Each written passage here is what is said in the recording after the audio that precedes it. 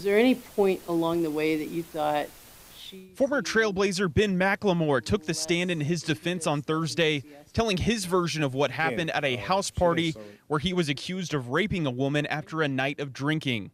Yeah, McLemore it was says pretty the much. evening began with bowling before team members met at Robert Covington's Lake Oswego home for cards and drinking. But I was just, just being there and just enjoying the night and just, having that time with my teammates and stuff. And just, McLemore testified he encountered the alleged victim in the bathroom after some of her friends asked him to help move her to the couch because she was intoxicated. McLemore said he eventually fell asleep on that same couch and then woke up a few hours later with that woman's Kim, hands down his pants. fondling me and basically rousing me. So that's what pretty much woke me up. Again, I'm in deep sleep. That's So when McLemore I'm says he kinda began like having sex with a woman, in and out an of it. encounter he describes as consensual. She didn't show no signs of distress or discomfort. It didn't, give me no signs at all or alertness of that. McLemore says that he and the alleged victim never spoke with each other before, during, or after the encounter, and he left Covington's house immediately after they had sex. During cross-examination, the prosecution argued the alleged victim never consented to sex with McLemore. You did say on direct, it was one of the most terrible things I've ever done in my life. Right. Having sex with an unconscious woman would be one of the most terrible things, wouldn't it? I wouldn't say unconscious, but that moment was me leaving without saying anything was definitely a terrible one of the. The trial will continue tomorrow here in class. So it sounds like they all went to a party and they was getting drunk and drinking and having a good time. The chick wanted the D, and so he obliged her. And now they're trying to change the story into being a lack of consent instead of giving responsibility to the fact that she probably felt some type of way about not getting no money, not getting his number. He just left after it was over. And so because he didn't make her feel good about the situation, now they're trying to change it into grape. Here's the reality, man. I used to think that, and this is the way that we was taught when we was growing up in the 80s, raised in the 90s, all of that. I used to think that grape was somebody kicking and screaming or all of this other type of stuff, and then you take advantage of them by forcing them down and all of this type of stuff. I didn't know that it was people partying, having a good time, getting into a sexual relationship, and then regretting it the day after. I didn't know that.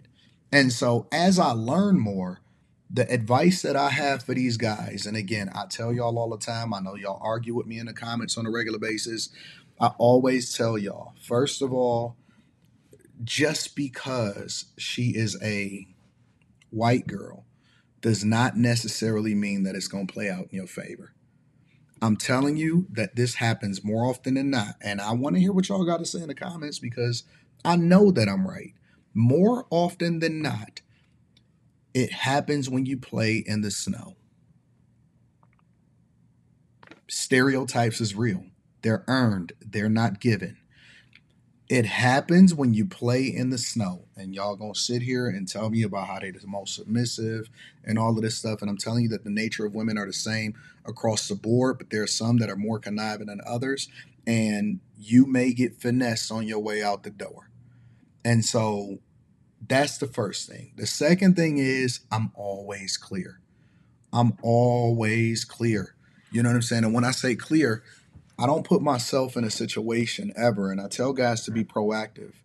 I don't put myself in a situation to where I ever have to question what happened the day before.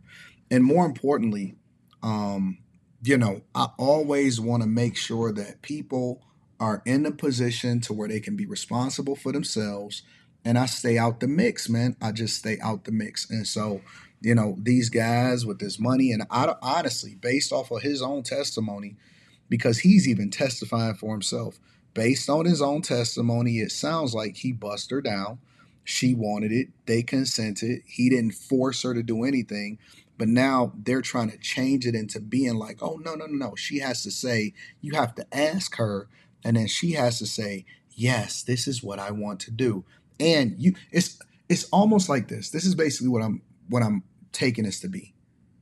You have to be responsible for another grown adult consenting and making sure that she's in a position to, like, I have to make an analysis to say, hey, wait a minute. I'm drunk, or I'm drunk, she drunk, or we partying. Let me make sure that she gets sober all the way to the next day before we can even have a conversation about whether or not she's consenting. It's almost like we're not holding people accountable or allowing people to live in their little guilt that they did something that they, you know what I'm saying, that they might have regretted the next day. Who knows? Maybe she wanted a relationship. Maybe she wanted some money. I don't know. But based off of what I see being communicated here, it sounds like he got caught up in a chick that woke up the next day and was probably being shamed by her homegirls, or, you know what I'm saying? It's just not the same. This ain't the 90s no more. This ain't the 2000s no more. Nobody is held accountable for their own decisions. And especially if you have some visibility, you're a former athlete, former NBA player, something like he is, you got to be extra vigilant and extra careful about the situations that you put yourself in. Guilty of the charge. Former Portland Trailblazer Ben McLemore showed little emotion after a Clackamas County jury found him guilty of rape following a 2.5-week trial. The jury convicted him on 3 counts: first-degree rape, first-degree sexual penetration, and second-degree sexual abuse. Prosecutor Scott Healy. You just don't do something like this to somebody and get away with it. I don't care who you are. Prosecutors say McLemore raped a 21-year-old woman at a party in October of 2021. The assault happened at the Lake Oswego home of McLemore's then teammate Robert Covington. During trial, the woman testified she was incapacitated after a night of heavy drinking and unable to consent. McLemore admitted he'd been drinking as well, but testified the sex was consensual. She didn't show no signs. So basically it's a he say, she say situation. She say, you know what I'm saying, I was still kind of drunk. He's saying, yeah, I was still kind of drunk. But now he's being held responsible, and this is why it will never be equal. It will never be equal because the standards on you as a man is always going to be greater than the standards on another consenting adult. Always. If it was the other way around and she just went, and if he was the first person to go to the police and say, hey, listen, I woke up with her hands in my pants and I didn't consent to that, would she be prosecuted? And do we ever see women get prosecuted for dealing with men when the men is drunk and they're not consenting? Or it seems like they're still a little bit drunk after the situation? No, it's not going to happen. So distress or discomfort, and didn't, give me no signs at all. The prosecutor described the victim as brave for coming forward, reporting the crime, and then following the long road to justice. Crime victims don't often report these cases, even when celebrities not involved. So she was very brave to do that. She followed through. She stuck with this. And, I think she's in a much better place now, and she can start the emotional healing process because she is very emotionally traumatized by what happened to her. Following the verdict, sheriff deputies took McLemore into custody. The former Trailblazer, who once wore number 23 on the court, now has a new number. Ben McLemore's inmate 273-47953 in the Clackamas County Jail.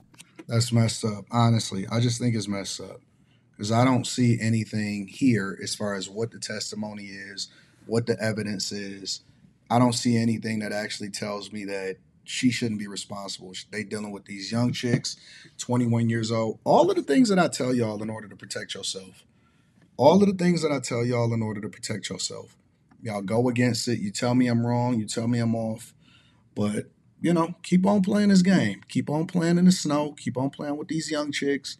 And keep on dealing with people that ain't got nothing to lose, that can ultimately still file a civil suit and try to come for everything that you didn't ever work for. And now he got to do 8 years in prison. Let me know what y'all think inside of the chat. I could be wrong. Let me know. Let me know what y'all think inside of the chat. Make sure y'all tap into the Patreon. Link is in the description. T. Janley, 40% off your first order, 20% off for life. I love you. I appreciate you. I'm going to holler at you guys later.